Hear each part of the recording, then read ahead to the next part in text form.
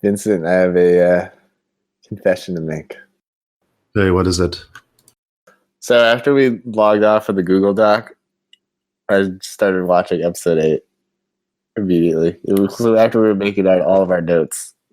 Wait. So you, after you logged off, you didn't go to sleep. You just went straight to another movie. But yeah, after we made some notes on episode 9, I started watching episode 8 because I was thinking about how much better the opening was for episode 8 than for episode 9. So I just kind of went in and dug into episode 8. I didn't watch the whole thing.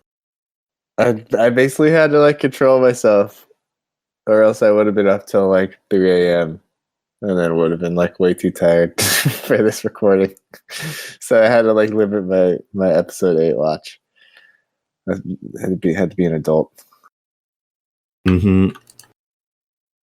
So I guess how should we do that? Do you want to kind of be the host, kind of move us through the bullet points, move us through the outline?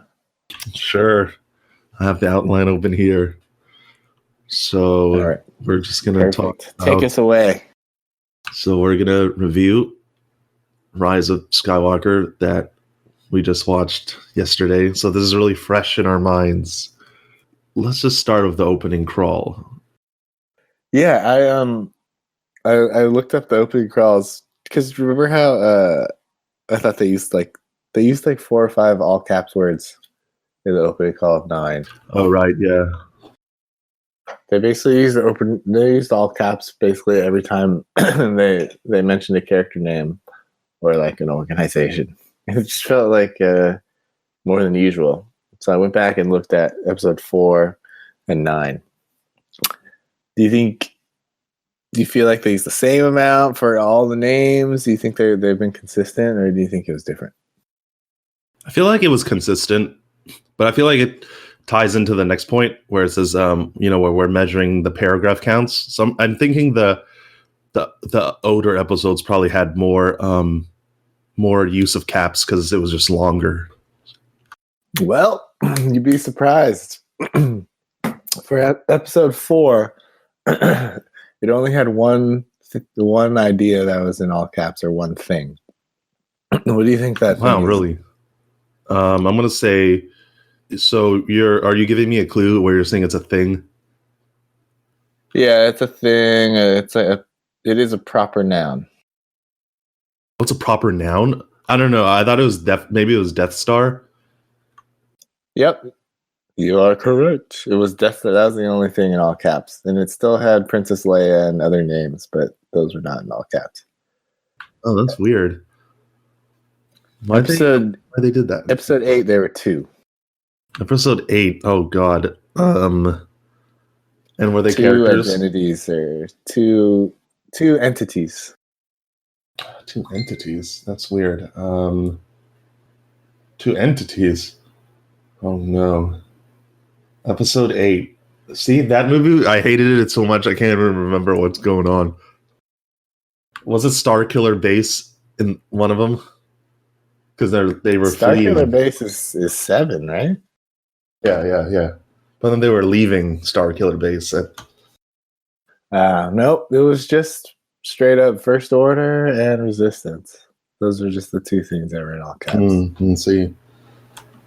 But then the second time they mentioned First Order and Resistance, they were in regular first letter capitalization, everything else lowercase. Paragraph counts are the same in all 3 movies. They were all 3 paragraphs. No, I can believe that. There are 3 paragraphs, but I feel like, Rise of Skywalker, the last one, I was like, why does this paragraph feel so short? Yeah. So in episode 9, the paragraph, it felt very short. That's what you're thinking, right? Yeah. And the body, because it's usually, I feel like the prequel trilogy probably had a lot of text because we had to understand what was going on. Yeah, I think I would venture to guess that the vocabulary was a little more advanced in the prior crawls. But the vocabulary was probably incredibly insanely ridiculous in episodes 1 and 2 with all the like political shit going on. And then, but 9, it was already kind of like because it felt very Spark Notes, especially with like all caps, like in every paragraph. Everything felt a little dumbed down. Well, I just found that the first phrase, "the dead speak," I was just like laughing inside. I was just like, "Oh no, I know where this is going." Yeah, they tried to go for this like hook to like catch our attention and perk us up in our seats. Okay, you ready to go over the plot?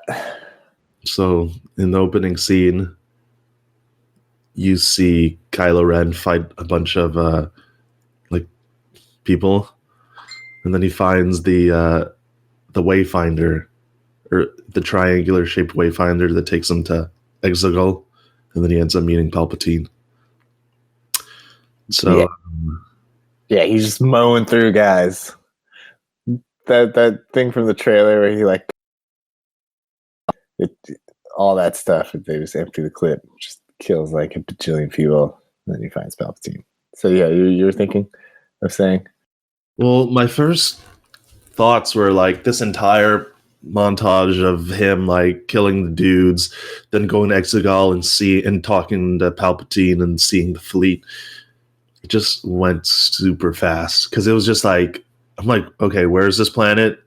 Oh, who are these people? Oh, how do you get to Exegol so quickly? It was just like boom, boom, boom, boom.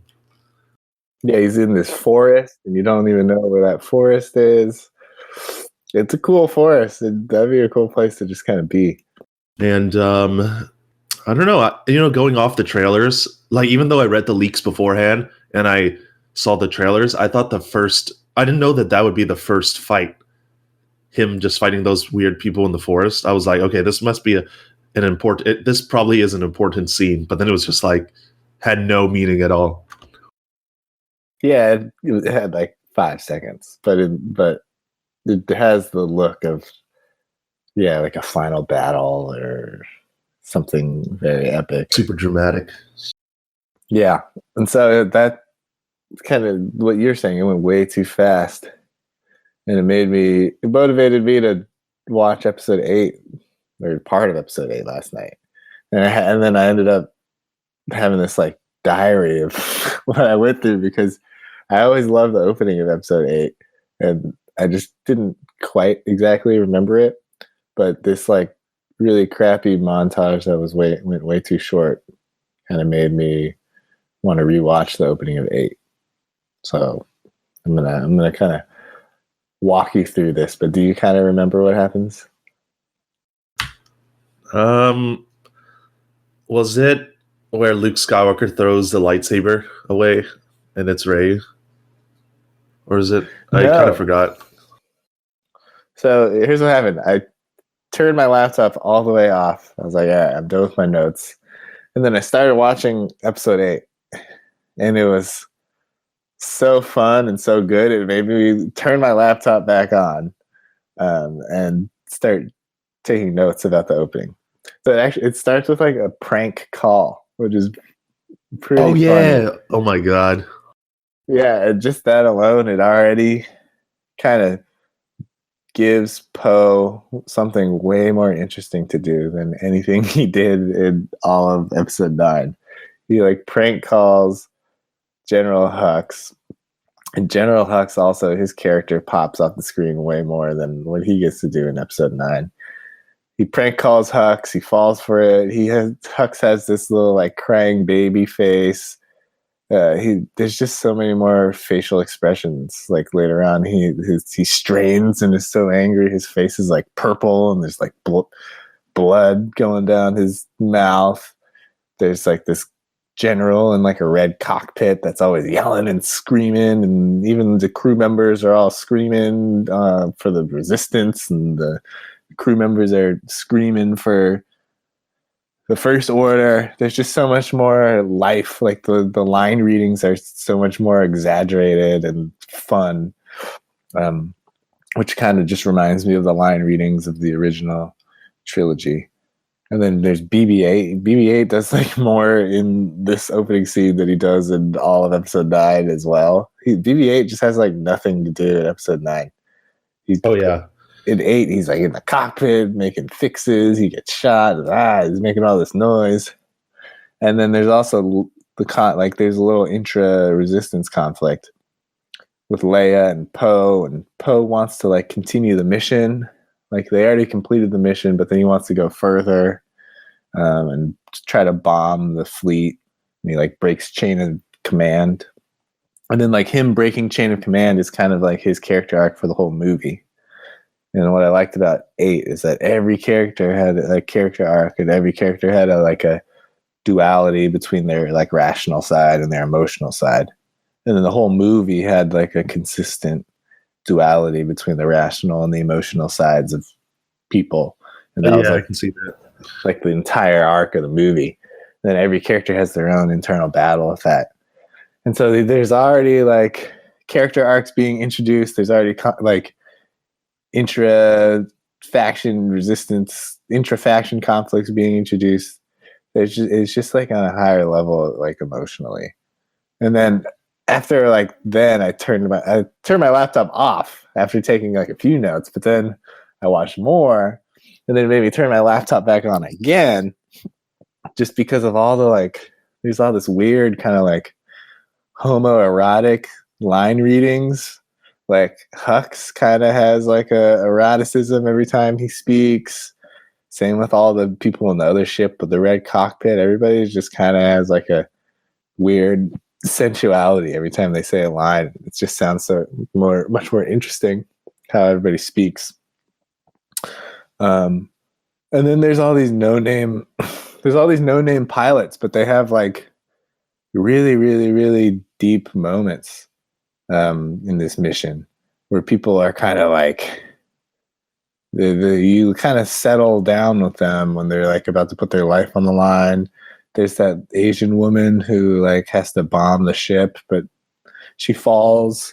Yeah, she like falls all the way down.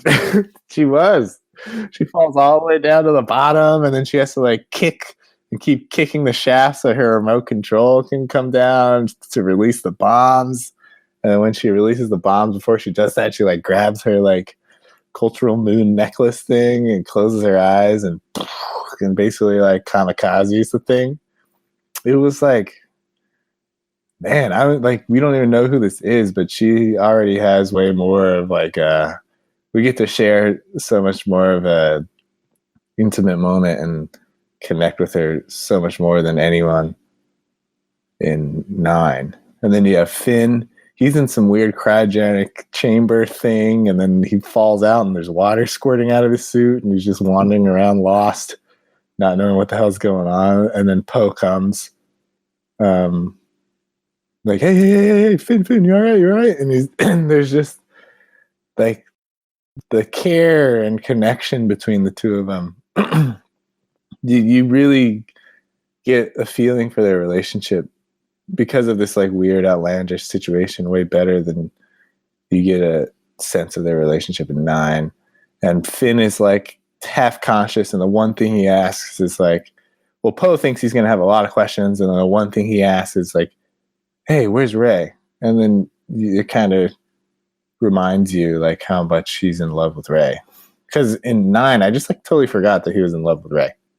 I just thought he had like a weird obsession with Rey, but I didn't get his like undying connection and love. But like this intense situation kind of puts that in relief a little bit better. And then I went to the Skywalker Island where Luke Skywalker is, whatever that island's name is, and then I was like, all right, it's time to stop. Time to stop taking notes. I'm just gonna watch a little bit more. But then I started watching that scene, and then maybe turn my laptop back on a third time. That's a lot of like control, because I'd be like, screw it, I'm going to sleep. It was just so nice. He gave like the full like green grass, and then there's like these bird's eye aerial shots of the island, and really like the point is that it's like really milking every drop of emotion and like beauty out of these locations and these people and moments. And then like Luke Skywalker like milks this Loch Ness monster, and it like squirts out this like green slime into his bottle, and then he takes a big swig of it as he like stares at Rey. Oh yeah, and it's then, like the breast milk of that monster. It was weird. yeah, like nobody in Nine gets to do anything weird like that. That kind of gives their character a weird depth, like a weird emotion.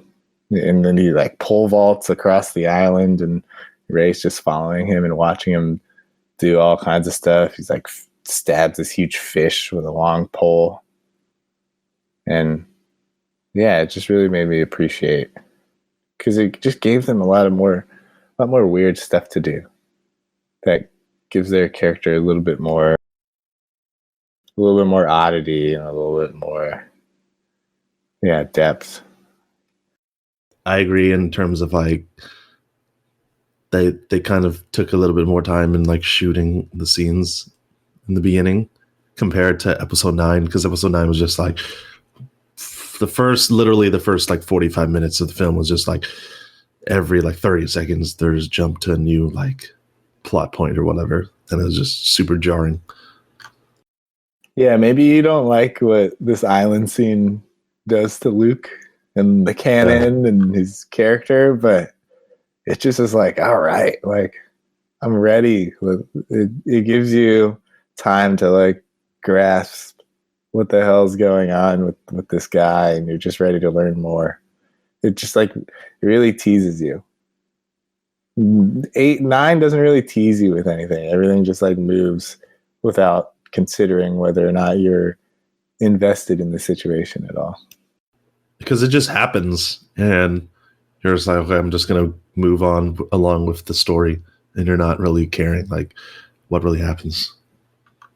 Yeah, so that was probably the longest I'll go on this plot thing.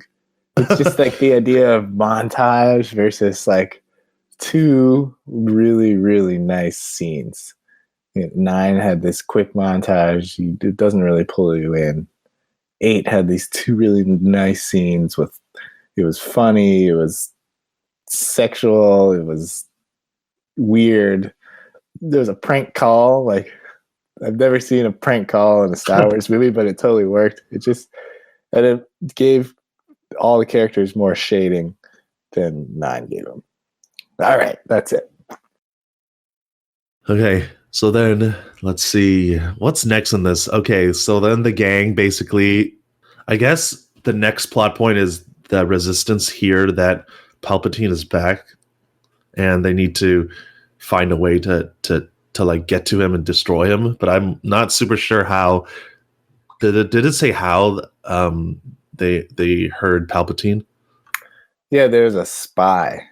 And oh, right. Hux was the spy. Yeah, that was really funny when he. I feel like it wasn't. That wasn't convincing. Well, because I forgot. Like, I don't know. That was just so thrown in. So, I guess they just needed a way to get rid of his character, or like bridge a plot hole that they had to introduce him as a spy. Yeah, his character was so good in 8 though. Like, and they gave him this really funny moment, and then just like killed him right after. Like, he really tapped into the old trilogy with his character in 8, just his anger, but also his like, I don't know, it's like big homosexuality. Everything was like a little over the top, a little campy. Yeah, it's kind of a shame that they kind of had to write him off that way in episode 9, because he had these like big sideburns in 8 too. It was just like, definitely was kind of campy because over the top anger and like yelling and stuff. So it's kind of unfortunate that we didn't see that. It's kind of, I guess, depending on where you stand on General Hux, I guess it's fortunate / unfortunate. Yeah, it was just a lot of fun. And I think that, like 4 or 5, and at least 4 or 5, I don't know, I don't really remember 6 that well. It was just fun, the way everybody spoke, the way everybody acted. It just, he reminded me of all that. Anyways, you said you were thinking about this, like there are too many MacGuffins. as I don't know. I feel like you just have to try to make it more natural in how you transition the plot or move the story forward, because it was too much like, oh, let's just have to find this random device that would move the plot forward, like the Wayfinder. Oh, we have to go there, and then we can find Exegol. Rather than kind of make it like find a natural way to move the story forward, and that tries to incorporate like lore or like stories or stuff like that, rather than just having to build this artificial like piece into the story. Yeah, and they had that dagger too that felt fake. Yeah, I just thought that Pisana was like a really cool planet. There's this huge festival going on, big party, and yeah, I just felt like if they shaved the story down a little bit more, and yeah, got rid of like these MacGuffins, and just really made everything less convoluted and had less journeys, that would have been a really cool place to just hang out for a while and kind of get to know that world and like get entangled in the big festivals and what the hell's going on with their culture. But yeah, they just moved out of that place like right away. Lando finds them right away, and then they go to the dagger like right away. Do you have any thoughts on the dagger with the Sith text on it, or on Lando? Well, I feel like it was the same thing where it was like, oh, we have to introduce this other random item to get the plot going forward, to introduce Lando, blah, blah, blah. And yeah, I would have preferred to just take your time on that planet to like talk to like the locals or do more scenes with the festivals, just so we know like, yeah, this is a distinct planet, because it just became like Tatooine number 2. Yeah, just like have a little fun there. Everything was just so much homework. Like, oh, we gotta get this, we gotta get that, but just have a little fun. Yeah, it could have been a whole Tatooine thing. There could have been a saloon. It could have been all, all that. Yeah, it's too bad, because then Lando just feels like this guy that just pops in and out and advances the plot. And do you like how they introduced Lando? Yeah, I don't really remember. He like kills some stormtrooper. He like shoots an arrow in their head or something. Can you remind me? Oh yeah, he like blasts them out of nowhere. Yeah, and then next thing you know, they're in this like shack with him. Like, yeah, I don't know. Maybe that could have been a big moment too. Like in the middle of a festival, somebody just gets shot in the head, but instead of lingering there, they like move to his little cabin and like move the plot forward like immediately after. I don't know. Yeah, I think because I knew Lando was, well, obviously everyone knew Lando was going to be in this movie because the trailer. But do you remember what helmet he was wearing in the film in episode 9? No, I don't remember. What do you remember? Oh, actually, now that I think about it, doesn't work. But the helmet that he was wearing, it looked like the one Luke was wearing in episode 6. Remember, he poses as like a, was it Luke? Because someone poses as like a bodyguard in Jabba's palace, and it just like it just gave me a flashback. Yeah, I think it was Luke. I don't know 6 that well. I feel like I only really know 4 and 5. 6, I haven't watched all that much. Yeah, he was kind of random. They kind of just like, I knew it was him because of the leaks, so I wasn't like that excited. I wasn't like, I didn't do like wanted to do like a standing ovation or whatever, because I knew it was him. Yeah, I don't really have much of a connection to Lando, just because I really only see him in 4 and 5 when he's just betraying the gang. And I don't really, I don't know. I don't see him. I didn't really watch 6 all that much. Was it? Maybe he was in 6. Like, I don't know. Maybe it was just a bad look for me. But like, yeah, his charm didn't really work on me. I think also because he would move in and out of the movie so quickly that like you couldn't really get a grasp on his performance. Because then like then the First Order come and they capture Chewbacca, capture the Falcon, they get the dagger, and then there's like that scene where Rey uses Rey and Kylo, or there's the ship with Chewbacca in it, and they're fighting back and forth. And she's trying to pull it back down the ground. He's trying to push it back up, and then it exerts her so much that she uses force lightning when she's trying to save Chewbacca, and then she blows up the ship, and then everybody thinks Chewbacca dies. What'd you think about that scene? Well, because you can say my notes I just wrote, I didn't feel like there was a point to this scene. I don't know.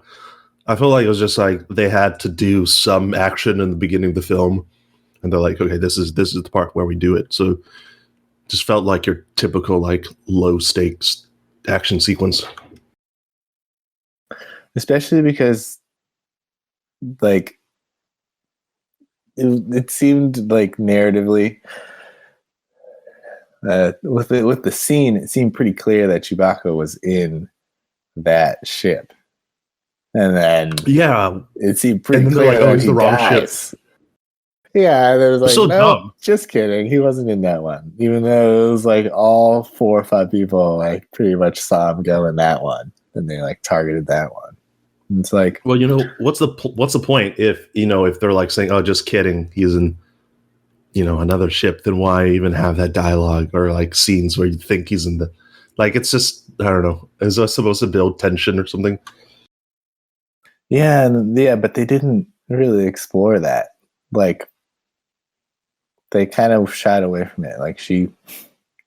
Like Rey basically kills Chewbacca because she can't control her own power, and Finn and Poe just like completely forgive her for it. They don't really explore the like emotional consequences of what she just did, and then they further don't explore the emotional consequences because all of a sudden she was alive like 2 minutes later. So there's just like, yeah, there's a lot of stuff that they just shied away from, that they didn't really, they held back, and it's like the last movie, and you know what, just like kill Chewbacca and like really like get into that and see how they react. Pissed if they killed Chewbacca, but I guess that's my fandom holding me back. But that'd been really ballsy if they killed Chewbacca. Yeah, like, then there would have actually been some shit to explore. But I guess there'd be some stakes, to be honest. If they did kill Chewbacca, then you'd be like, yeah, these bad guys are really evil because they killed a main character. Yeah, it would have been crazy. It would have been like, okay, that would have got the audience into the movie more. But I've been pissed though. I'd be like, fuck you. Man. Yeah.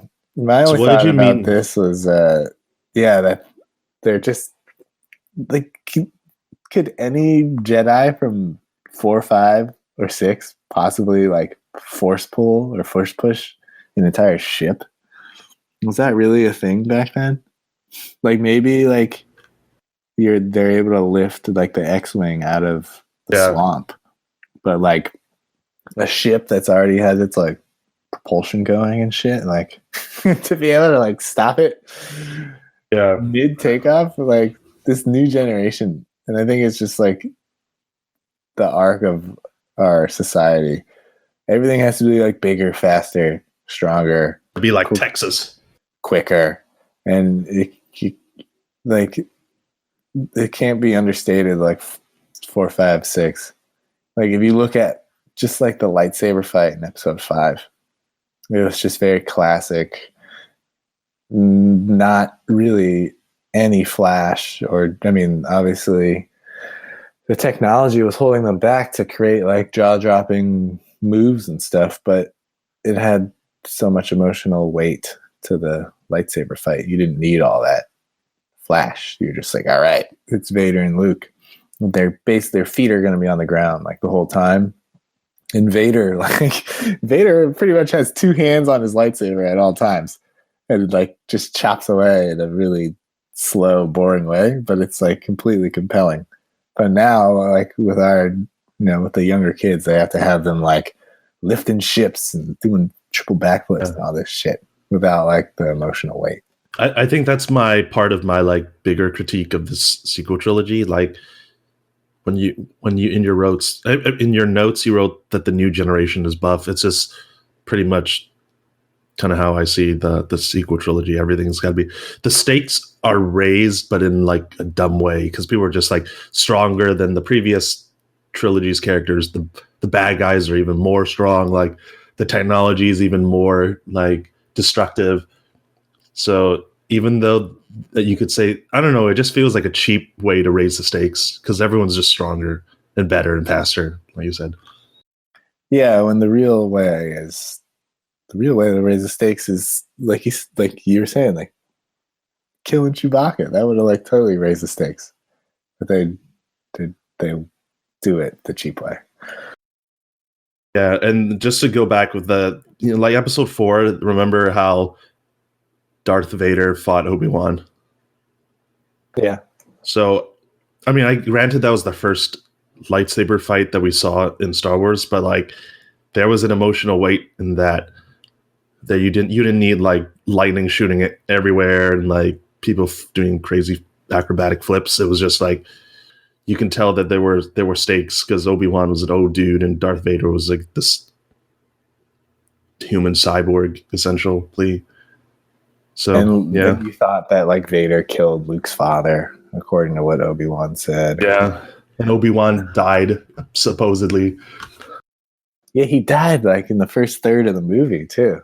Like, you think like this guy's the master, he's gonna like guide us through this whole movie, and then he just gets chopped down like a third of the way viscerally, in the movie.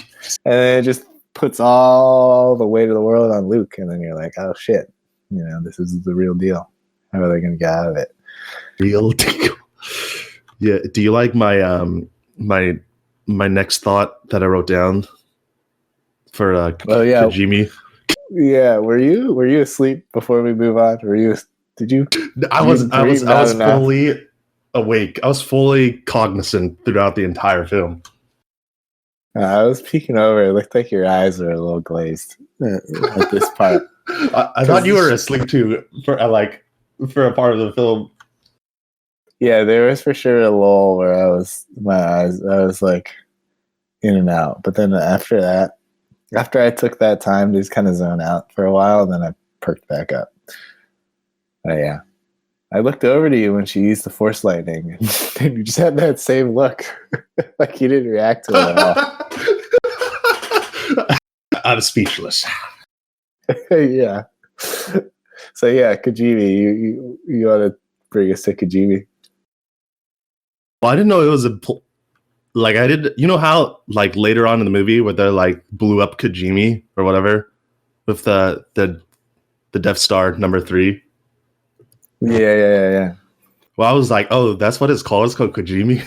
So it was just like, again, there's that same problem with not doing enough investment in like a planet. So you're like, yeah, this is the planet that has this kind of culture or background or whatever. It was just another place for them to go. Yeah. Remember when we watched the teaser trailer and they had that shot of Kajimi? It was all dark and gray, and then the plane kind of approaches to land in Kajimi. Mm-hmm. There's all those huts, and we were like, oh, it's like Kajimi. There's a lot of huts. It kind of feels like like a little town, a little Asian town with all the alleys and stuff. And do you remember that when we saw the teaser trailer and the plane is approaching Kajimi, and we were just like speculating on like what it could be? Oh yeah, that's right. Because we thought it was like a Canto Bight number 2. Yeah, like another casino town or something. Yeah, because there is like this cool underworld there. That's where they extract from extract the message from 3PO's memory, and there's all this like kind of black market stuff going on there. But really, I yeah, would definitely emphasize that. they're like in and out of that place quickly. But they had that shot that really like teased you into like wondering what it could be. Yeah, I think, to be honest, I think this entire, like, I'll just do my little rant here. This entire trilogy just suffers from not enough like world building, because everyone knows like Endor. All fans like know Endor. They know like Hoth. They know like Tatooine.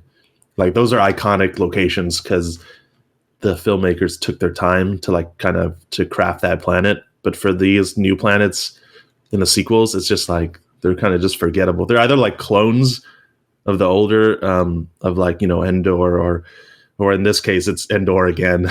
But it's just not memorable. Yeah.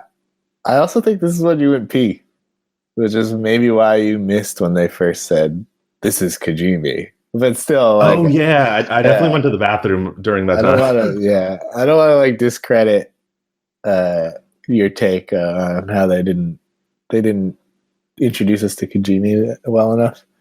Even though you did go pee and you kind of missed some of it, but they did like introduce us to that planet pretty poorly. So yeah, you're right. I don't blame you for forgetting Kijimi as a planet. Jamie. My only thing was like it's a weird thing to write on a dagger. It's like it's so random. Yeah, if you're gonna like etch something onto a dagger, it's gonna be like something very mystical and vague and, you know, suggestive of some higher power. But like you're not gonna write like MapQuest directions onto a dagger. Yeah, right. So something like inspiring or something like scary. I don't know. Like I said, these MacGuffins, man. Yeah. So next, First Order. It's kind of like they go here, and then the First Order goes here, and then they go here, and then the First Order goes there. So they go to Kijimi, and the First Order comes to Kijimi. Rey goes up into the ship, the First Order ship, finds the dagger in Kylo's little quarters. Then Kylo and her have this like kind of force-powered conversation about how she's the granddaughter of Palpatine. Poe, Finn go and rescue Chewbacca on the ship, and then Hux saves them from being killed because he's the spy. And then they all escape to Keth Beer because that is where the other Wayfinder is, and that's where the Death Star number 2 is, the ruins of Death Star number 2. Wow, that was a lot to cover. I'll just say I like this. I guess I did like the scenes where they were in the Star Destroyer or the spaceship. But yeah, I agree with you when you just said. I agree with your statement when, you know, just let Hux join the crew rather than just like kill him off. Yeah, that was a cool scene. And then you had the scene with Rey, and anytime Rey and Kylo have like interactions and debates and fights, those scenes usually always have some emotional heft to them. So that I felt like that gave that space scene a lot to work with. And Were then you surprised that Hux died, or that they killed him? Well, I don't know. I mean, I wasn't when they shot him immediately. I wasn't that surprised. I was just hoping that he would just join him. I just felt like he has a really funny character, and he would have just thrown in a new element to explore, like a new dynamic to analyze. You know, once another person enters the room, then you're constantly looking to see how everybody else behaves and reacts and speaks, but says stuff but doesn't say stuff. Yeah, it would have been interesting. But they killed him. Yeah. I think it would have been interesting if a central plot point of this film was finding out who the spy was. They could have made it like a more dramatic, like story heavy film about like who the spy in the First Order was, and maybe try to use Hux that way. But it was just like, no, let's just write him off. Yeah. Yeah, the First Order didn't really have much character shading. And that would have been an interesting way to give them something to do and give them interesting things to say and ways to emote. Just like how they were like, all the actors were just throwing fastballs in the opening scene of episode 8.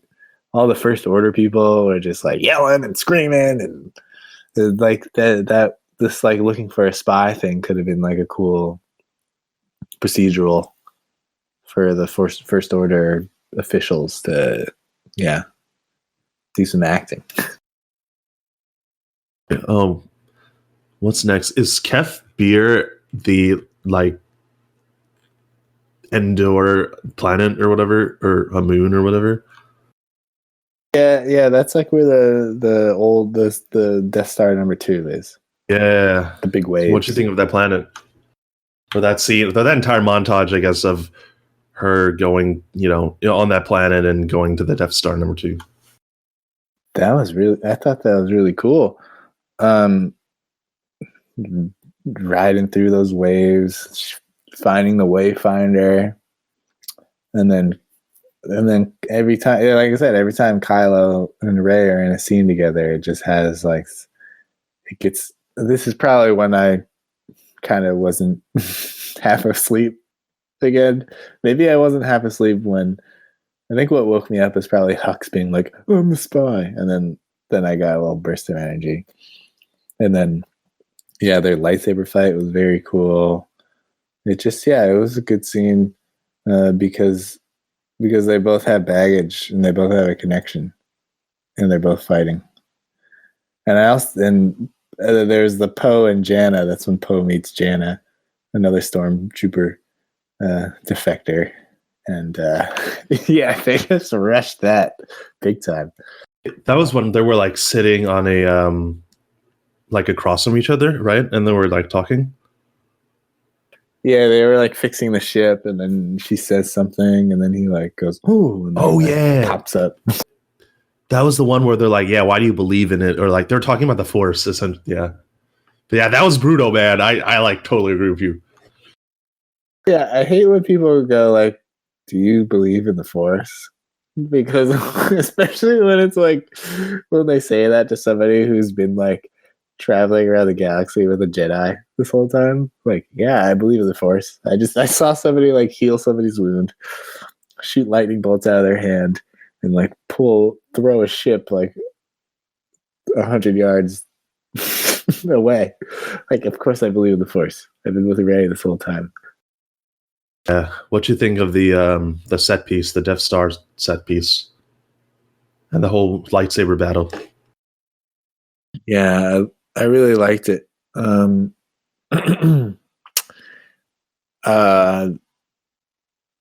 also thought like, man, like Sith Lord Rey, that would have been pretty sweet.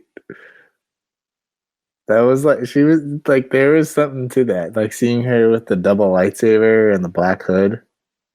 I like that. I would have been really intrigued to see that. Kind of hot, I must say. Oh, that where she was like fighting essentially like the dark side of herself. Yeah. It just had like she's like, it was very intriguing because she's pure evil, all powerful, but she's also like a cute little girl at the same time. It was like seeing like a little cute little girl in a black hood that'll like cut your head off. Just like, it had a nice like dissonance, like savage. She had those sharp teeth, but she was also like cute little Rey. It was very intriguing. I didn't really like the lightsaber battle though, but I guess my standards for it are like high. Because my favorite one in the entire series is and remember episode 1 where Obi-Wan and Qui-Gon Jinn fight Darth Maul? That's Yeah, like that is a really cool that is battle. my standard. That is my gold standard for lightsaber battles. So when I saw Kylo versus Rey, I'm just like, this is kind of weak. When Obi-Wan sits down to meditate, and then once That was Qui-Gon. Oh, yeah. And then once the barrier opened, he just like pops back in. Oh yeah, Obi-Wan is like a bull in a cage or whatever, because he sees Darth Maul kill Qui-Gon, and he's just like pacing back and forth. Like, Killed Liam Neeson, damn it.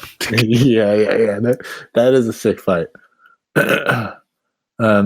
Yeah, I guess this fight, I mean, it wasn't inventive because they were just like on that kind of man-made peninsula, and then they're like, it was kind of the same pattern. Oh, there's a wave. I'm gonna jump over the wave. Oh, there's another wave. I'm gonna jump over the wave. I think it's just I always liked Kylo, and then when you see him kind of, throw away his evil identity and reconnect with his parents, that was nice because Yeah, I like that. they did enough to build up that character for that to really mean something. Yeah. For sure. I think later on, I mean, when we're talking about the characters, he is my favorite character in the sequels because I feel like he's the most fleshed out. And he's a good actor too. Adam Driver. Yeah, best actor.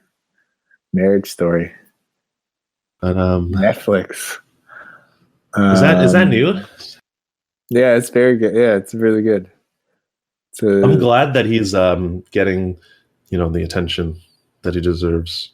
So hopefully he has a good career ahead of him. Yeah. Well, I think he's probably going to win an Oscar this year. For that movie or for Star Wars? For Marriage Story. Yeah. Yeah.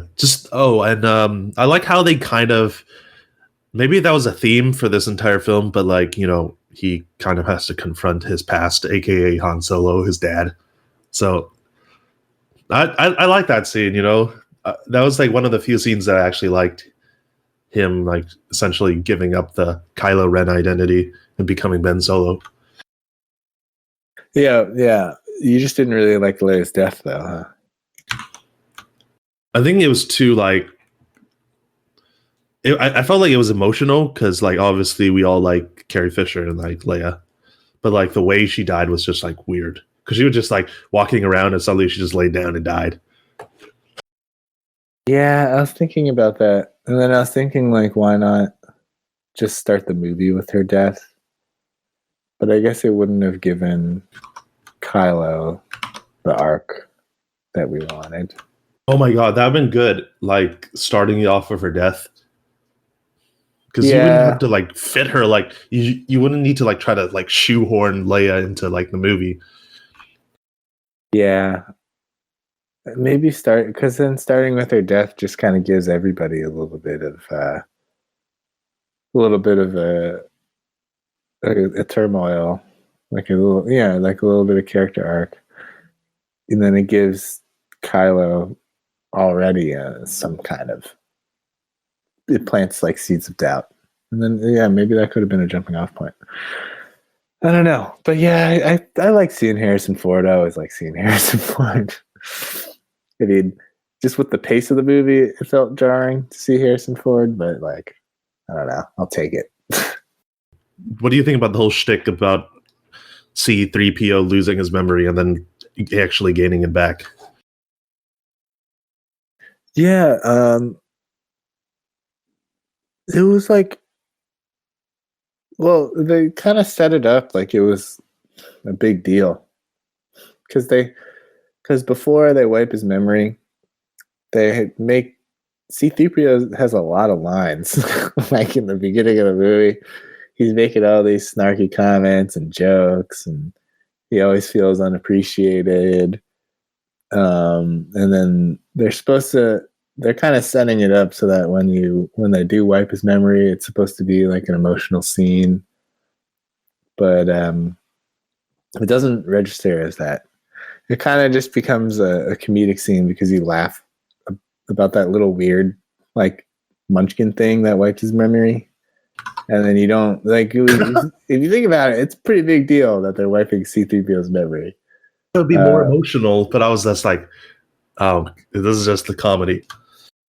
Yeah, like in a way, you could think of it as like I mean, this would take a lot of skill, but in a way, he could be the proxy for the audience or like the avatar for the audience. Like imagine if he was in episode 4, 5, 6, 7, 8, 9.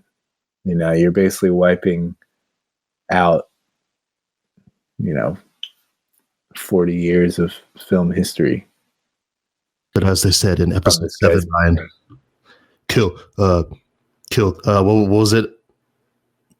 Something the past, kill it if you have to. Yeah. So they're killing C-3PO. They're killing our memories of the old movies. Yeah, and that could have been. I mean, you would have to sit and meditate and figure out how to communicate that effectively and connect with the audience with that concept. Like, yeah, it's like you're killing the audience's memory. You're killing his memory of 4, 5, and 6. Yeah, that could have been a really interesting idea. But then they just restore his memory like 20 minutes later. You thought this was going to be emotional? Just kidding. Yeah, it's just comedy. It just gets played for comedy. I don't know. It was just, that entire sequence was so rushed. Like Leia dying. Oh, Poe is now the commander. Now, suddenly we have to jump to the droids. It's just super fast. Like, I need the emotional weight to hit me, but it's just like, it's not happening. Yeah, and it comes down to this speech by Poe to like rally the troops. But yeah, the speech just fell flat because he didn't have an arc going into that speech. He just became the leader. He had like a legitimate arc in 8. He's the guy who breaks the chain of command. He's the wild card. He's too aggressive. Needs to show more pragmatic thinking. Totally could have built on that. Yeah. There's a lot to work with from 8 to kind of give this moment a little more shading. But yeah, I mean, it just takes. Yeah, I don't know. I don't know what to say. Let's just split the last part into like 2 different sections. So what did you think about the whole confrontation between Rey, Kylo, and Palpatine? Just in that, that in that, what is that, Sith chamber or whatever. Yeah. I guess one more thing about Poe. He's kind of doing the thing. He's doing the thing that gives him a shaky reputation. He has this like aggressive plan to win it all and like push everybody all in. So he's kind of doing the thing that gave him a bad name to begin with. He's being too risky. But this movie doesn't remind you of that this is kind of his shtick. This is kind of his bad reputation that he's trying to outlive. And it just kind of makes him do it. But really, like, they're probably, if they continued his arc, there would have been a little more skepticism about him as a leader. All right. Anyways, yeah, Rey and Palpatine. Do you want to talk about Rey, Palpatine, and Kylo first, or Ben? Hold on. Let me add to your last point about Poe. I think that would have been a good character arc. Him just like being the wild card and perhaps not having the confidence to lead, and just like wanting to be like gung ho soldier. But that would have been added to his character dimension so much, like him believing in himself and his leadership abilities and stuff like that. That'd been Yeah, they nice. had that. Yeah, they had it from 8 to carry it over. Yeah, but Kind of made him a B plot. Or maybe we should talk about Poe in this part, but yeah. That yeah, kind we'll go more into of that. Ryan. Yeah. So, any thoughts on Palpatine, Ben, and Rey? Their battle. God. Oh no. Oh, Ryan.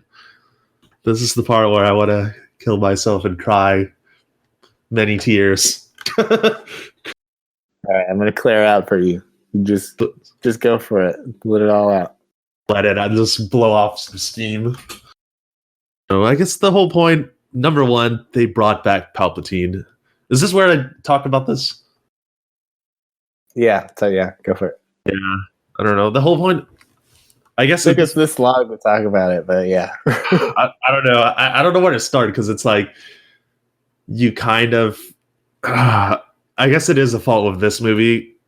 Well, I don't know. Where should I begin? Basically, they shouldn't have brought back Palpatine because that basically negated the previous, the original trilogy and prequel trilogy.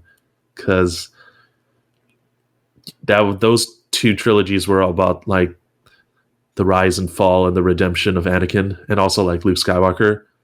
So when you bring back Palpatine, it's like, oh, we're so invested into that previous story of Anakin that it's like bringing Palpatine back so cheap and just like destroys everything Anakin did. So that's my first point that I absolutely do not like. Yeah, just try something new. I mean, the whole point of doing 3 new episodes is to just, venture into new territory. Oh, so one of my next point I want to say is I feel like the dialogue was so well, not the dialogue was like a carbon copy, but like the themes of the dialogue in that scene were too much like episode 6, like, oh my god, if you just strike me down, you'll be like the Empress, and oh look, your friends are going to be destroyed because you see him like open that what is it, like a sky window thingy to see the battle, and you're like, oh, your friends are going to be destroyed. It's just like I'm having episode 6 flashbacks, and it feels like a cheap copy. Wow, yeah, I didn't even know that I just totally don't know episode 6 well enough to realize how how similar it is. I didn't even know that he I don't know what else to say. I like that Ben Solo came back and like that was his redemption, but then at the same time that's like him mirroring Luke Skywalker, and it's like, oh my god, not this again. Like, and it was just like a stupid confrontation that was just like a ripoff of episode 6, and the way the Palpatine dies is also like silly because then they just reflected the lightning back to him. Like, okay, we saw that because Darth Vader like sacrificed himself by picking him up in episode 6. Because I feel like I'm doing so many callbacks to episode 6, but yeah, I'm like, oh my god, can you be like more creative, please? Yeah, I don't know if I have anything else to add to that. Yeah, I mean, I don't have as much knowledge of episode 6. I was just like, oh well, I guess because Rey healed him, Kylo's gonna die for her, and kind of there is a mirroring with 6 and Vader, but I didn't know how identical it was. I thought it was a little bit different, so I was like, oh, whatever. But now that you went into all that, I'm like, oh, okay. That sucks. Did you think Ben Solo was gonna die when he fell into when he got force pushed into the hole? No, I just felt like I figured he was too central of a character to just give him such a uneventful death like that. The original leaks to the film, when I was reading them, it didn't mention him coming back. It mentioned him getting pushed into the hole, but it didn't mention him coming back. So like people thought he would really just like fall into the hole and just die. That'd be fucked up. They just did Adam Driver dirty by just having him fall into the hole. Yeah. Yeah, I guess the whole thing is like a lot of this I'm watching kind of figuring like, they're going to fucking make episodes 10, 11, 12, aren't they? So if anything, I was like, yeah, like it would be great to have Kylo and Rey in episode 10 when they eventually make episode 10. It's too bad that he dies. It would have been interesting to see how their relationship played out even further. What did you think about that the final climactic battle? Because I know you said that they kind of just stood around, felt like you kind of just stood around for a little bit. Yeah, I just felt like because of you had to go back and forth between the battle and the lightsaber thing, and you just kind of saw I don't know, everything was just kind of hollow. Poe's like desperation was hollow, and then it's like Finn and Janna.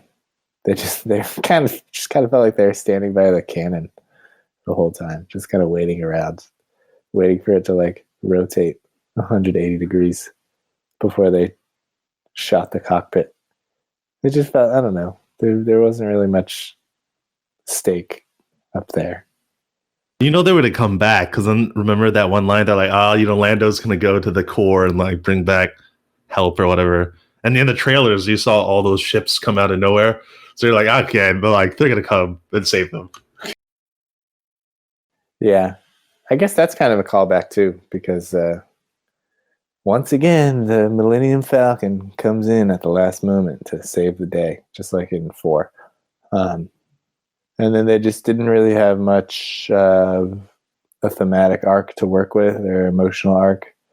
So anytime Poe had those desperate moments, it was kind of like, I don't know, I don't really care about this. And then they had that line where the First Order guys were like, do they even have a Navy? What is this? And then they're like, it's not a Navy, it's just people. Oh my God, yes. Yeah, and like the kind of the everyman versus the powers that be. That's like the theme of all Star Wars, but that wasn't really a theme of this movie, because this movie didn't really have any themes. They hadn't fist that line in there. So they just threw that in there, when really that wasn't really a theme that they were exploring, because they weren't really exploring any themes at all. Mash in as many themes as possible. Anything that could look like a theme, we're just gonna mash it in there. Yeah. So yeah, I just wasn't really invested in that battle, and it just felt like Finn and Janna were just like behind that cannon the whole time, just waiting for it to turn around, and then boom. Yeah. Right? What was that? You saw my reaction to the horses coming out, right? I forgot about the horses. It's like, okay, these guys are in space and there's horses walking on the spaceship. I'm like, okay, that's I guess I have to suspend my disbelief. Yeah. Is this the first time people have just been like, well, I guess they're not in space, they're just like in the atmosphere. So like I guess the physics makes sense. But still, that was ridiculous. I already forgot about it. It was just weird, man. It was just like, I wish the battle scene was, I wish just the ending battle was like longer, more action. I don't know. Just didn't feel like it didn't feel memorable, like the iconic like episode 4 battle where they blow up the first Death Star, and like the episode 6 where they're like fighting on Endor. It's just yeah. I think what they do well in 4 and in the opening scene of 8 is they let these no-name pilots have like really extravagant moments. They like say ridiculous stuff, or they yell and communicate.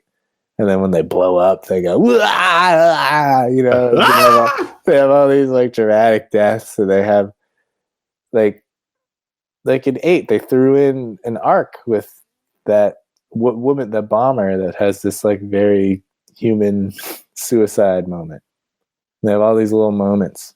This one, they didn't really. This one I didn't give a shit about any of the other pilots. Yeah, they didn't break down, and they didn't, move in, and focus on a particular moment or a particular character. It was just like Poe doubting himself, but you really didn't care that he doubted himself. And then there's the closing, right? Bunch of The celebration. The revival or the celebration? Well, actually, my one gripe about the revival scene is I was pissed that Ben Solo had to die, because I was like, yo, this guy's the best. He's the best character in the sequels. Probably has the best acting, arguably, and he dies. It's like, damn it. Yeah. I guess it's almost like, I don't know. It's there's just things that they didn't dive into with him, or they dove into him much more in 7 and 8. He just didn't have as much interesting moments, but he was still the most compelling person in 9. I guess his death wasn't as grand and tragic as you wanted it to be. Yes, I wish it was. I wish it was more. I don't know. It didn't hit me that much, but I don't know. Yeah, because this movie. He didn't have as much. He didn't have as much turmoil as in the other 2. Everything was everything was a little more shallow for him. In 7 and 8, you really saw he had more to do. He had more, interesting looks, turmoil, all that. Okay, so closing montage, the celebration, and let's just do celebration first. Any thoughts on that? No.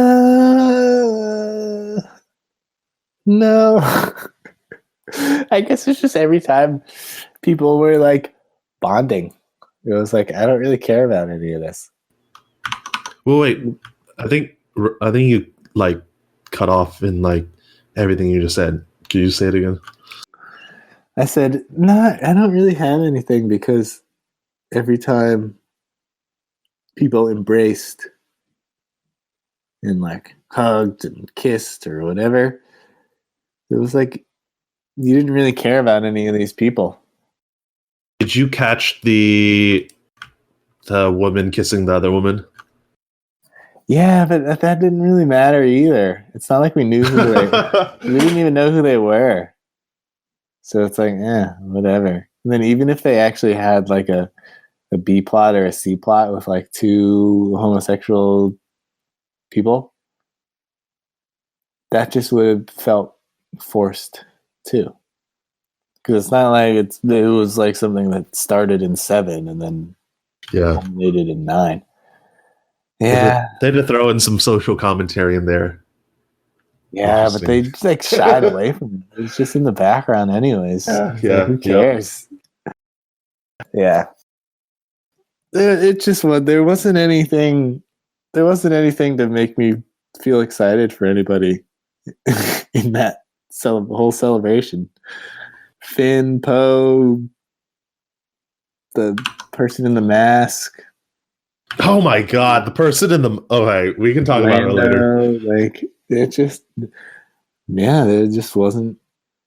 There wasn't really any connections with them.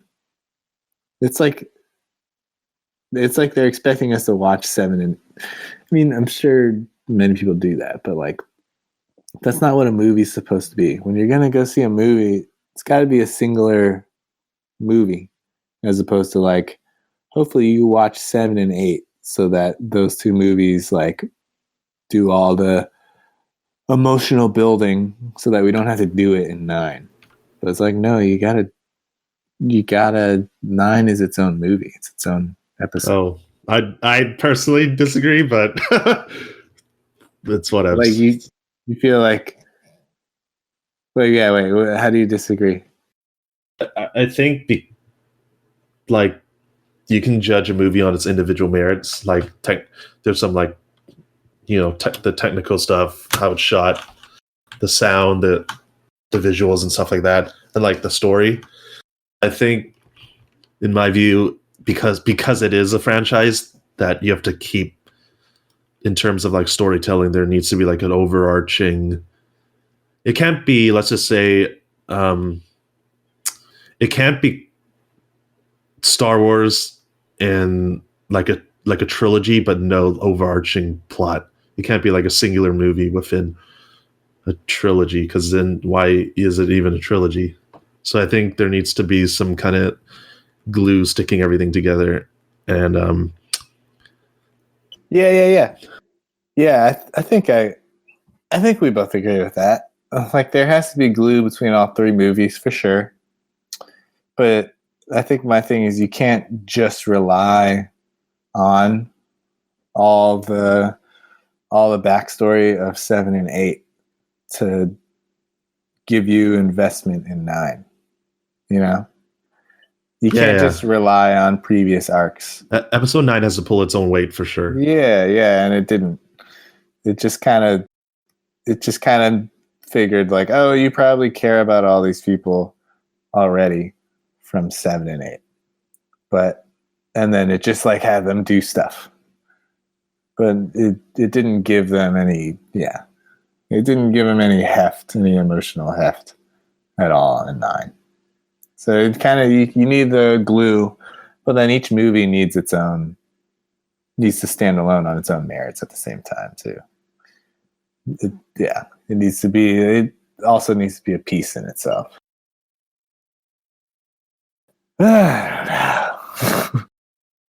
So here's my take on the ending, the ending scene. I just hate it. That's my summary. So her burying the lightsabers in Tatooine. I think that those scenes could have worked if there was a much more connection with her and Luke, where she was essentially like, I don't know. It just didn't, because the payoff wasn't. I didn't get the payoff because the movie just moved super quickly, and I feel like she didn't have a good sustained relationship with Luke, where she could claim to be the last Skywalker. So it just kind of was like, oh, let's just throw her in, just make this like cringy scene to, I don't know. It just like there was enough build up so the payoff wasn't there for me. Yeah, and I think that's kind of goes off of the same concept we were just talking about.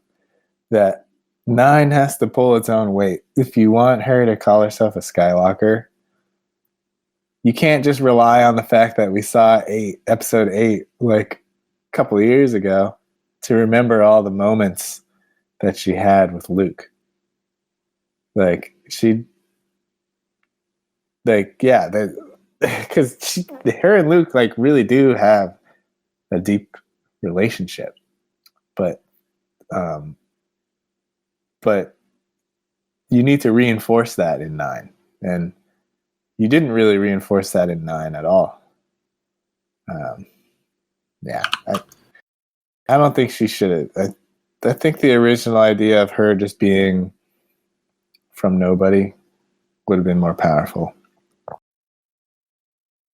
Yeah. I think that was an overarching problem with this film.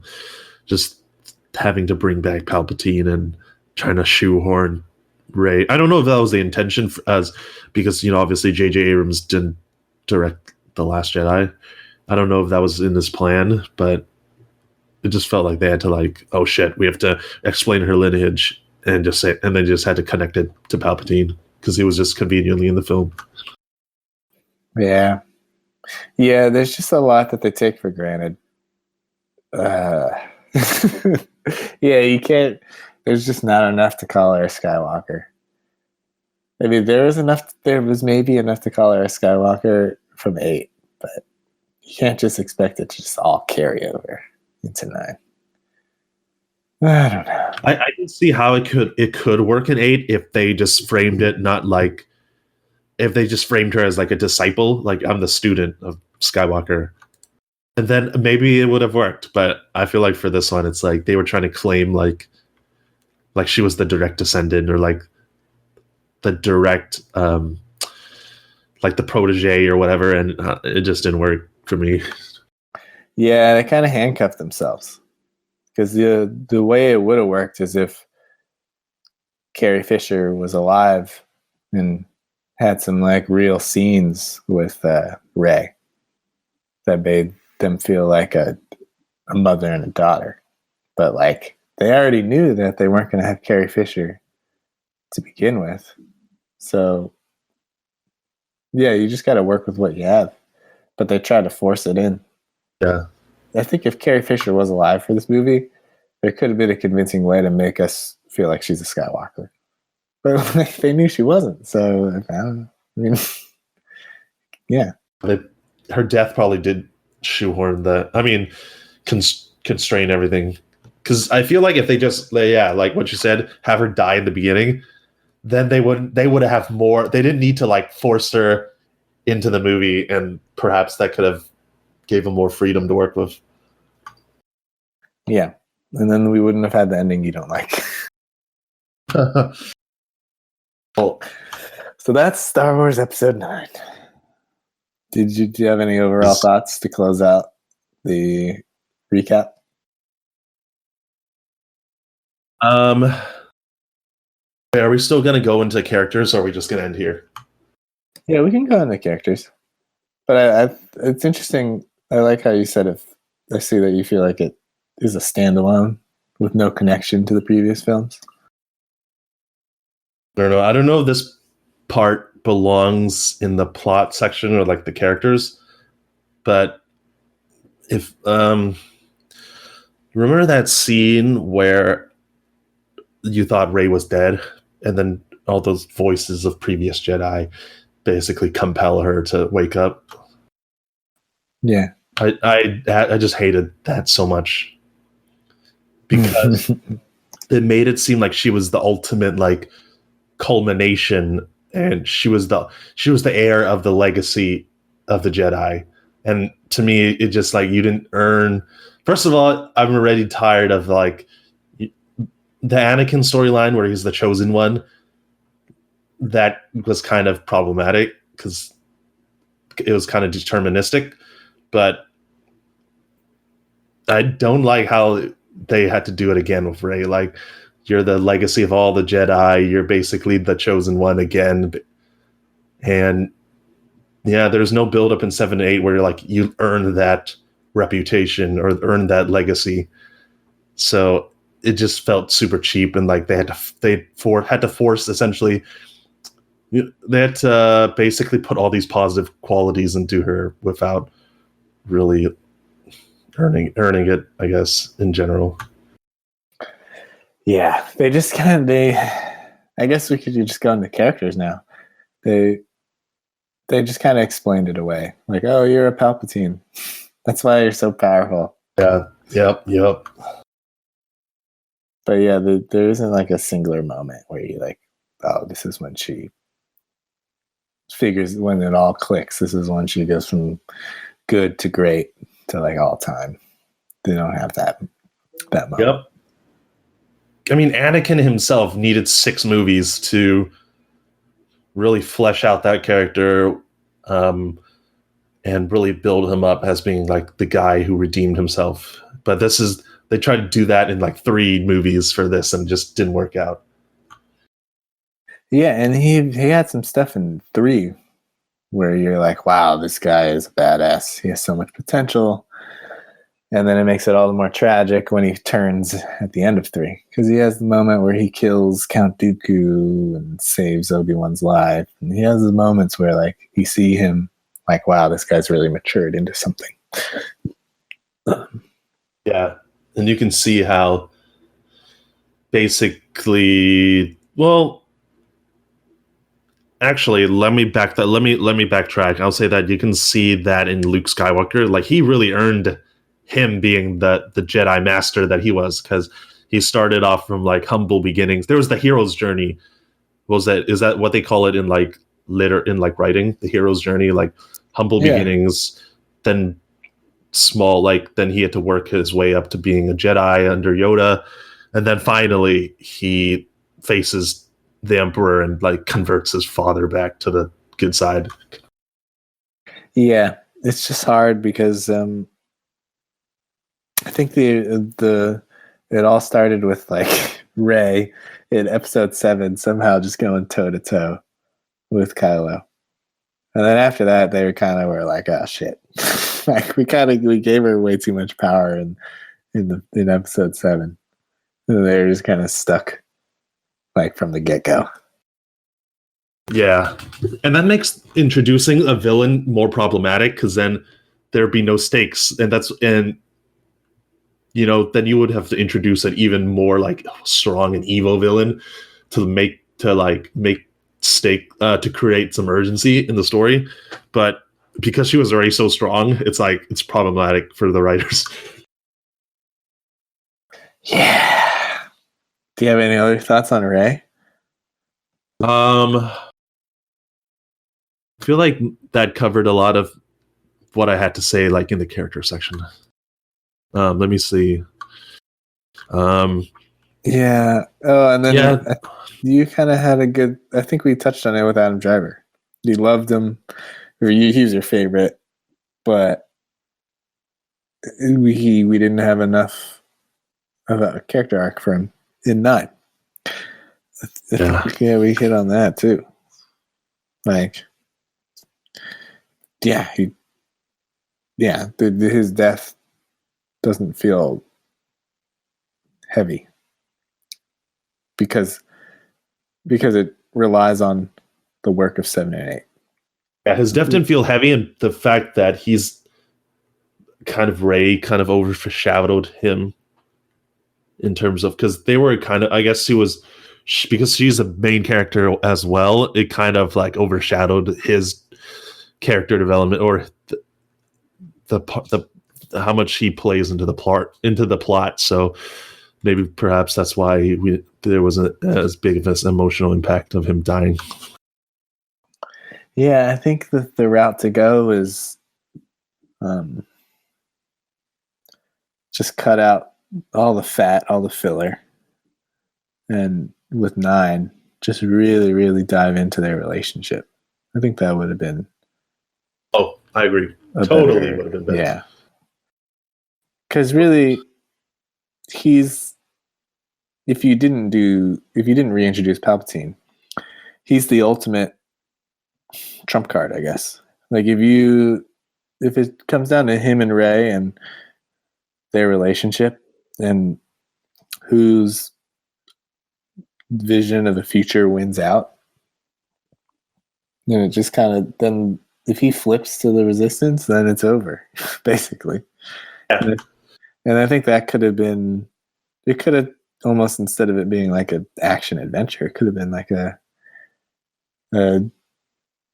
drama, like a character study with those two at the heart of it, a Shakespearean thing. So I guess, I feel like every character, it kind of hints at the same overarching flaw of the movie. We want to do like a speed round through the characters? Well, sure. Let's start with what do you think of do you want to add anything to Rey or Adam Driver, or Rey and Ben Solo, since we kind of started off with them?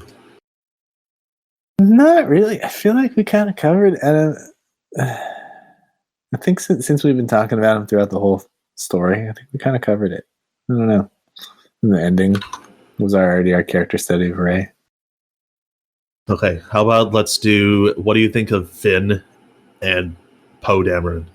John Boyega and Oscar Isaac. Ray! That's all he did. He just had nothing. Like, he just, and that's the flaw. Like, you can't count on everybody to just watch episode 8 right before 9 just to remember how connected he feels to Ray. Because for me, like, I didn't get to watch 8 before 9, and so then I just saw him running around going Ray, and I'm just like, where's all this passion coming from? It feels so unmotivated. It feels so unexplained. His trust between him and Ray, the trust that they have each other, it just feels so unmotivated, unexplained. Because you can't just rely solely on the connective tissue of 8. But then when I watched the opening of 8, I was like, oh, his passion makes sense to me. I saw him in that weird cryogenic chamber, leaking water, wandering around like a zombie, and asking about Ray, and then it kind of put things in relief for me. But yeah, this one didn't do it for me. It just felt very unexplained. Yeah, it didn't do it for me either. I don't know. This is the problem of Poe and Finn. I feel like they are good actors, but they always are in the B plot, so they never get a chance to shine, and that like frustrated me. Yeah, there's no genuine. There's no. Yeah, like Poe had this like he had this like distrust of Ray, and he had this frustration that while they're out there fighting, she's just back at the base training. And that's like a legitimate conflict. But then that conflict goes unexplored for the rest of the movie. Like, remember when he's critical of her at the beginning of the movie? Yeah. There's that slight conflict. Yeah, that would have been something to run with for the whole movie. But they don't. And then there's nothing interesting about him for the rest of the movie. He's just kind of like carrying out his tasks and being funny. He like in 8, once again, he had this conflict with Leia that was very legitimate. This, he doesn't have anything. Yeah. Same, like, yeah. You know what you said about him screaming Ray? It's kind of like a meme because people were joking like, all he does is just yell Ray, like in every movie. Yeah. Yeah. Like an internal joke. Yeah. Sad. And there's Carrie Fisher as Leia. I feel like we talked about this already. What we would have done with her. Yeah. I wish she was still alive. Yeah, that would have. I mean, maybe that was the plan all along, to have her for 9, and then they just had to like completely throw that out the window and pivot. I don't know how I feel about her like, I know obviously she's a Skywalker, so she has a connection to the Force, but I don't know if I can convince myself to like that she had Jedi training, or I can convince myself that it was bad. So I don't know how I feel about it. Yeah, I think it's hard for you to have feelings about it because they talk about that for like 1 minute, and then the movie just moves on. They don't really explore the implications of that, and right. They couldn't, I guess, because she had passed away. But then you just knowing that she passed away like 2 years ago, you just got to go a different direction. I don't know. Yeah, like that was weird seeing her with a lightsaber. And they look super young in that too. Oh, they probably did Oh, I think they used another. Oh wait, what are the notes here? Apparently, they used the stuntmen. Yeah, to de-age to make them look younger, or they just looked really young. Yeah. Was that in the? Oh yeah. Stuntman Lucas Leong played young Luke Skywalker with Hamill's likeness digitally Just an Asian guy to play him. recreated to portray his character. Yeah, as he appeared in the film Return of the Jedi. Yeah, they white faced an Asian guy.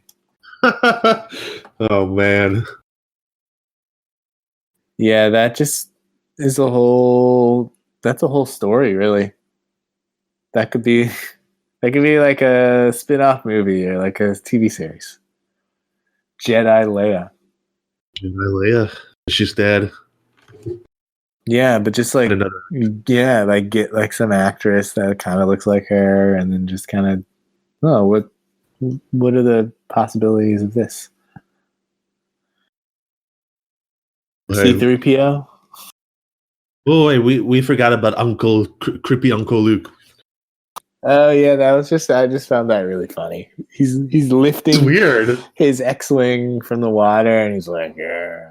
It's like he was Perverted like, smile.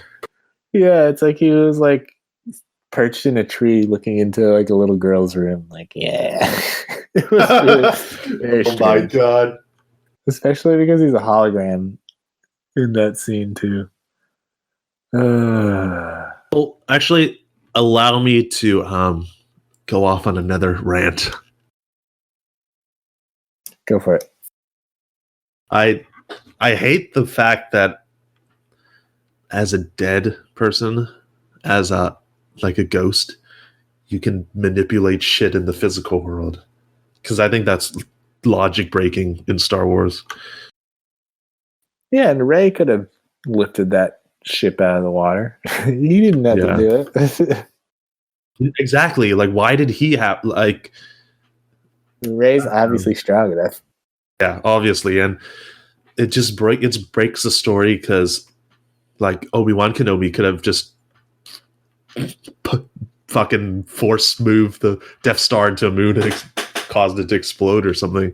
Basically, the whole idea of ghosts like manipulating the physical world is like just breaks logic because then there's too many like possible Deus Ex moments, Deus Ex Machina moments. Yeah, that is so true. It's like when you're a ghost, you're a ghost. Yeah, don't touch anything. It doesn't fully put it on the shoulders of the students anymore. Mm-hmm. Just imagine what that X-wing has been through. It's been in like the Dagobah swamp, right? It was like underwater there, and then it was underwater in this island. Ugh, imagine how bad that smelled. Poor girl. She had to sit in that cockpit. Ugh. Yep. Another thing kind of ties into the Force Ghost shit. I hate how, for me, you know how Kylo Ren and Rey basically have like conversations through the Force. Yeah. I hate how that they can like pass objects through that because that's also kind of breaking the logic, the internal consistency of the franchise. Yeah. Yeah. Maybe. Yeah. Yeah. They have a connection. They're a dyad or whatever that means. A dyad. Yes. Yeah. There wasn't. Yeah, that was unexplained too. It was just like, oh, you're a dyad, and then he like sucks their powers. It was a weird turn. Anything else? C-3PO. C-3PO. I have no thoughts. Yeah, we talked about how erasing his memory turned into comedy somehow. Jana. My only thing that this reminds me of is they just shoved Kelly Marie Tran aside. Yeah, man. They pretty much like made her non-existent. She was kind of a big deal. Like a lot of people liked her. Yeah. Yeah, they did her dirty. Yeah, that was just another moment where you could just feel it takes you out of the movie. You kind of feel the construction of the movie as opposed to getting lost in the story. It just kind of pulls you out like, wait, why did they, like who decided, what executive or what writer decided to write her out? And then you're just not thinking about the story anymore. You're just thinking about Kelly Marie Tran. Why did she even need to be in the story? Like, that's my take. Like, I feel like they kind of had to like, oh my god, they had to fit another character. I think they didn't let the characters shine because there's too many characters. Like in the previous trilogy, like the original trilogy, it's really focused on really tight and focused on like Harrison Ford, Mark Hamill, Carrie Fisher, Chewbacca, and the droids. But this one, there's too many characters, so you can't really like. It's too disconnected. There's not enough attention on Rey, Finn, or there's a lot of attention on her, but they couldn't focus on Finn and Poe enough to make them like good characters on their own right. Yeah, everything just got diluted. So whenever you went to Kelly Tran, you're like, oh yeah, this is the lady that they just like wrote out. They're like, this is the lady they wrote out of the movie, and you weren't thinking about the movie anymore. You were just thinking about how they wrote her out of it. When you jump to a character, you should be like, oh yes, I want to find out what's going on here because I've already been teased or intrigued by this subplot. But every time they cut to new people, there was no teasing or intriguing of a subplot. It was just like, oh yeah, this person. Yeah, I don't really care. Yeah, exactly. It's like, oh, I don't really care because if you let's just say you didn't watch episode 8, you'd be like, yo, who's this random lady? Who's this random Kelly Tran girl just making weird comments out of nowhere?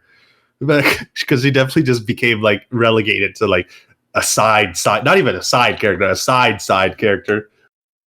Yeah, it just takes you out of the movie. It didn't, like you said, episode 9 isn't pulling its weight. It's because it tries to it bites off too much. Or if you want to bite off that much, just make it like 3.5 hours. Give it the fucking Return of the King treatment, man. Yeah, exactly. People are still gonna go. It's the epic conclusion. So if you want it to be an epic conclusion, just make it 3. I would have gone for 3.5 hours. I would. Hell yeah. Yeah. So either drill down, cut the fat, or just like make it like super long. But they just got caught in the middle. That was the exact okay, we're getting there. But anyways, look at my notes for Zoni Bliss. Why is there another side character? We don't need anymore. Yeah, and it's Carrie Russell, who's like really good looking. Let's like show her face at least once. It's not like there's gonna be another movie. Why are you hiding her face? This is the last movie. Like, let her take off the mask. She's not gonna take it off any other time. Yeah, it would have been weird to see Carrie Russell in a Star Wars movie. So my thing is like, whenever I think somebody's like actor presence or like whenever somebody's like celebrity, it feels like would overpower a movie. I'm always like, well, maybe if they like shave their head, it would like put them in. I always think that. Like, what if this person would, and then like, oh, what if Zendaya was in Star Wars? I'd be like, oh, Zendaya has too much celebrity for Star Wars. But then I'm always like, well, what if you just like shave Zendaya's head? Then it would kind of work. I always think about shaving people's heads. I don't know what it is. Oh, Pride. That guy came out of nowhere. Yeah, I was trying to figure out if he was in episode 8. He wasn't in it. And so they're just. Oh my god. That's another thing. You could just have Hux be the guy. Hux is he's just a good actor. Like, he's already in the story, so just use him. Yeah, Donald Gleason is a really good actor. He would have had a really interesting role here. he already doesn't like Kylo. So he would have been perfect for that role. He wants to get rid of Kylo anyways. Yeah, he would have been a great guy for that role. Yeah, I don't know what their plans were for this guy. Like, were we supposed to fear him? Because obviously, like, he didn't even get enough screen time for us to be like, yeah, that guy is evil, like super evil. We just like, okay, he's just a bad guy. Like, I don't know, just generic villain. What else could we talk about? We have Lupita Nyong'o as Maz Kanata. Randomly joined the Resistance. I don't even remember her joining the Resistance. Oh yeah, that was weird. She's a good actor. She's like a really good. She's like she could have actually just been in the movie as herself instead of like an orange alien. She would have kicked ass as herself and not as an orange alien. Glad she's in the movie, or we actually physically see her. Wait, what? I'm just glad we could physically see her. No, well, as an orange alien, or like, remember in episode 8, she was like, we saw her through like a TV screen or like a hologram or something. Oh, so at least she's with everybody. Yeah. She would have been a badass Star Wars character. She could have been a pilot or something, or I don't know. Oh well. Chewbacca. No comments. Or I don't know. I don't think he's notable. Yeah. I mean, it's also jarring when he gets killed. You're like,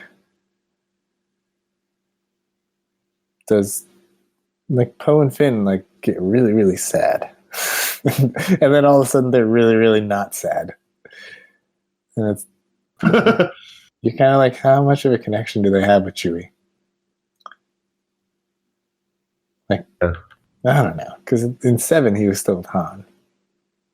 It's not like they've been with Chewie since like before 7. Didn't you mention something about him get the medal? Oh yeah, he got a medal because he didn't get a medal in episode 4.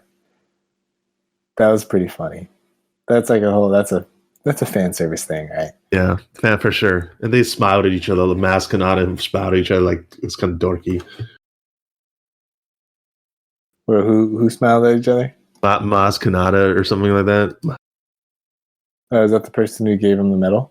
Yeah. Just like this goofy little smile. Yeah. Yeah, I don't know. It just there wasn't really much of a bond with Chewie. You didn't. Poor guy. I was kind of like, oh, like Finn and Poe really love him. I didn't really know that they loved him that much because they didn't really show the love. Yeah. You gotta set up a death like that. I don't know. Then we got Rose or Kelly.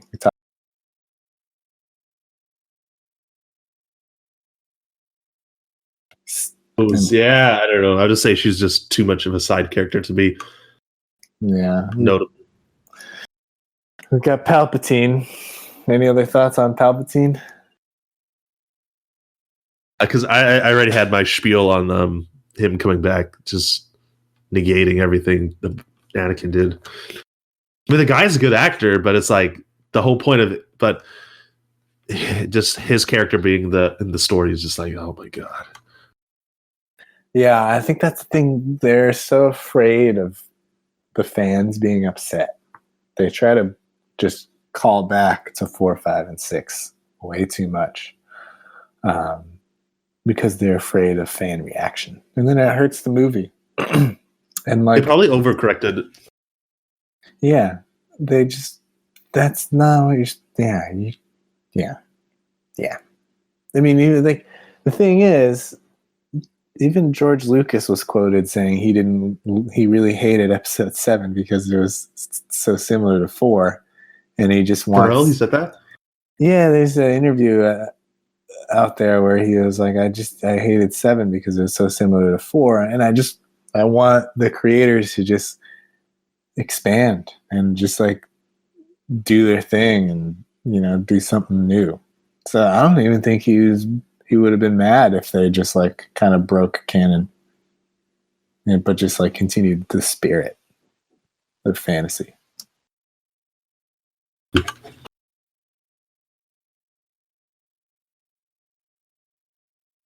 Yeah, I'll send you that interview or something. Yes, send it to me. And then Lando. I guess I just figured Lando was kind of stuck in the old trilogy and wasn't really matching the tone of everybody else. And Lando looked old. Lando Yeah, that was looked rough. old and washed up. Yeah, it didn't work. It was like he was kind of like blurry. It looked like he was just out of focus the whole time, even if he was in focus. Too much makeup or something.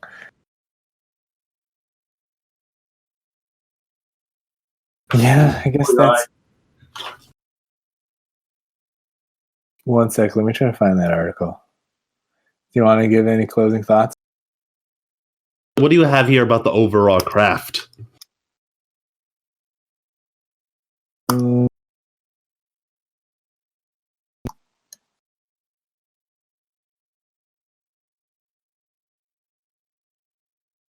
Okay, yeah, sorry, I was looking at the George Lucas thing. I think it just kind of falls in line with what we keep hitting on. It didn't milk any scenes. It didn't savor. It wasn't decadent. It didn't savor any moments. Like it didn't linger on moments and kind of milk it for all the little interesting tidbits. Like how Luke just milks that Loch Ness monster and slurps up that green milk. It didn't. There was none of that. There was no breastfeeding like in episode 8. Green milk. Oh God. It didn't milk the scenes. It didn't milk any shots or compositions because the camera was always moving so fast. And then because it wasn't lit in a compelling way, when the camera's moving and it's not lit well, you don't really get to. There's not really anything to appreciate because everything just kind of blurs by you. If it was lit well and the camera was moving, maybe you could forgive the camera movement, but no. But then also, if it's not lit well and the camera holds still, then there's also nothing anything good to look at. It just felt like the lighting, the like dynamic range was too low. It needed more color, needed more contrast, needed more highlights. Even when you're in a dark place, it's good to have little highlights, little like beams of light peeking through crevices, splashing on characters' faces. Like you need that. Even in a dark scene, it's not going to make it feel less dark. It'll just feel more tangible that way. But every time they were in a dark place, they just went full dark. And then there wasn't anything interesting to look at. Oh, like that Kijimi. Yeah. You need little splashes of light, little highlights, little things to like pop the characters out of the background because the characters just kind of blended away. Everything was flat. Color palette was flat. Characters were flat. There was nothing that really savored any of the moments. And then the movie just kind of passes through you. I think that's kind of just been the overall theme of everything we've been hitting on. Yeah, nothing. And then because of that, thematically, there was no philosophical arc. There was no core thematic abstract concept to the movie. It didn't. It felt like both felt like a standalone movie and detached from 7 and 8 in the wrong ways, but it also felt indebted to like fan service in all the wrong ways too. It just was like, oh my god.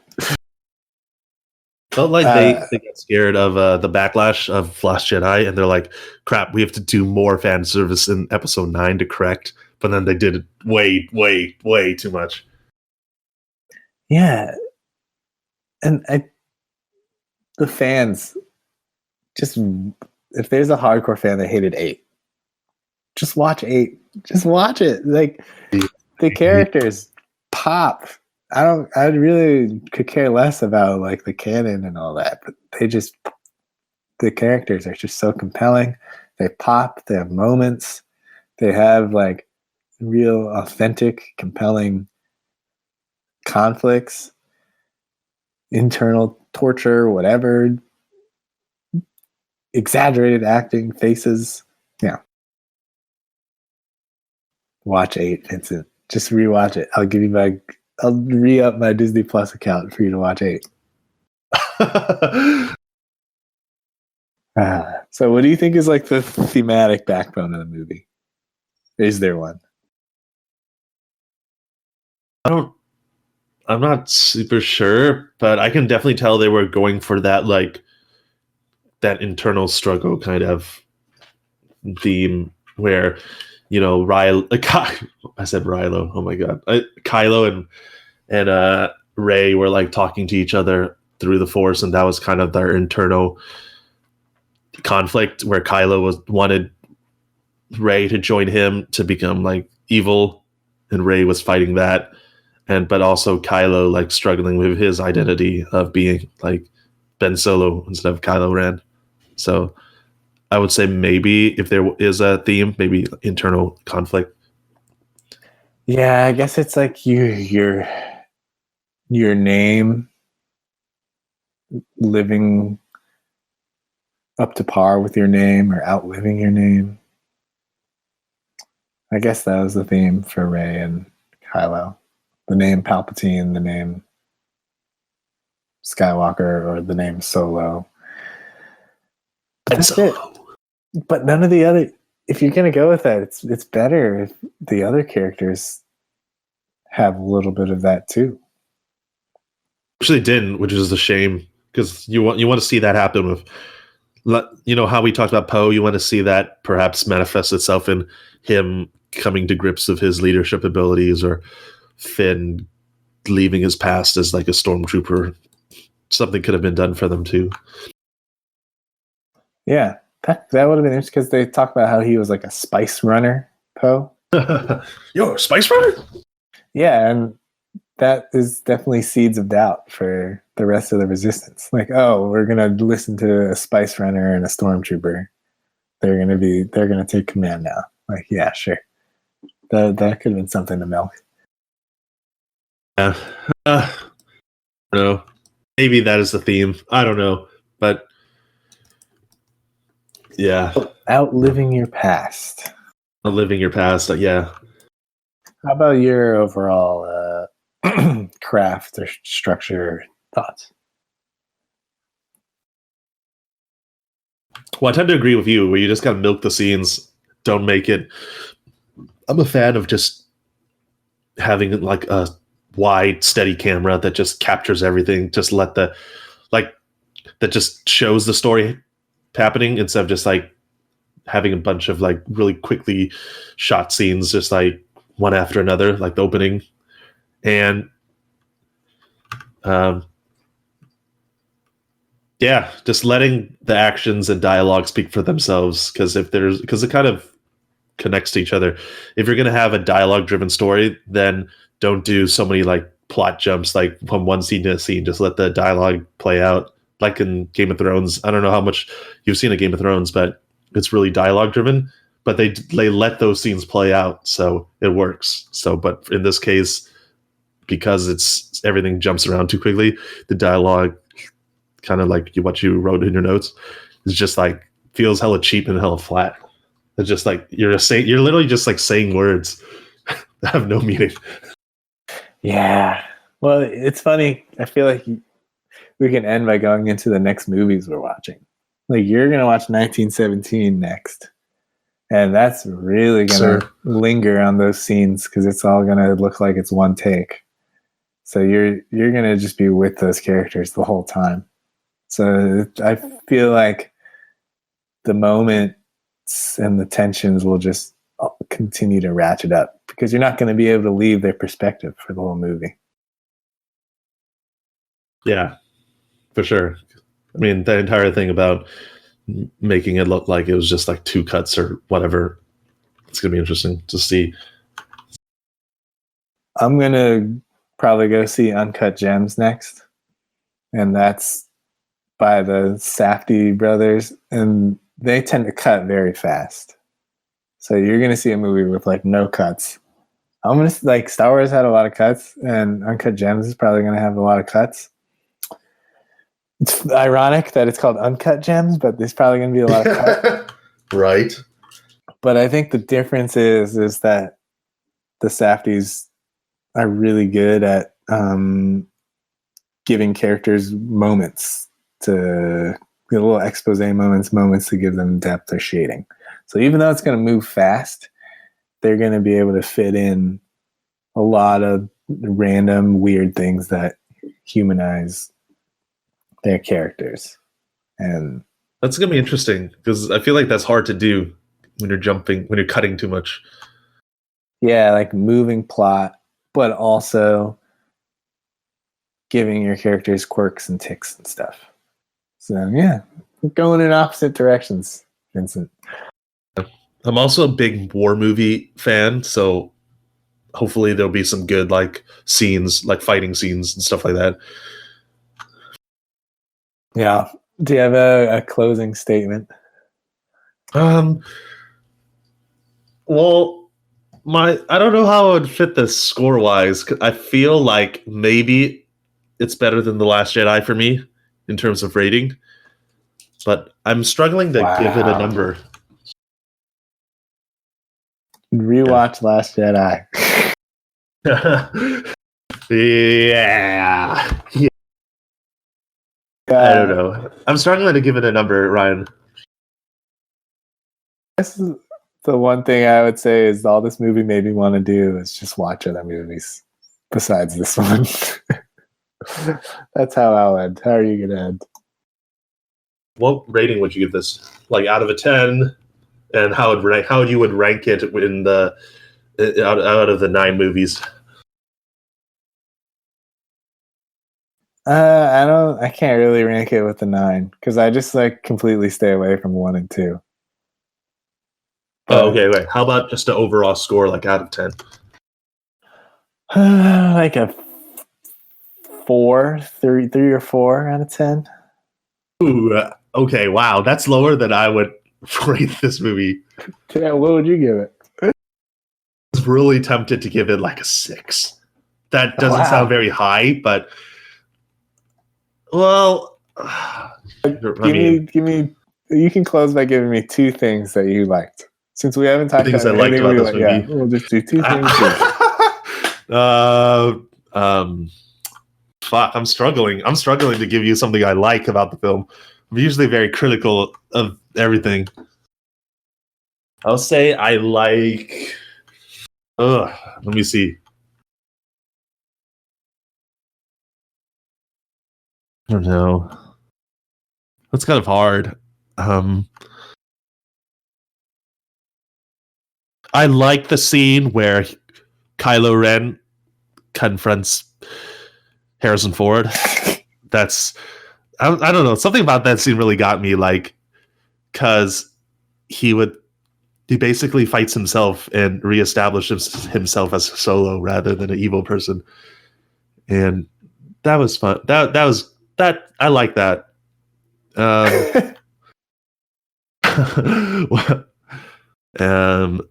And number 2, I would say I like.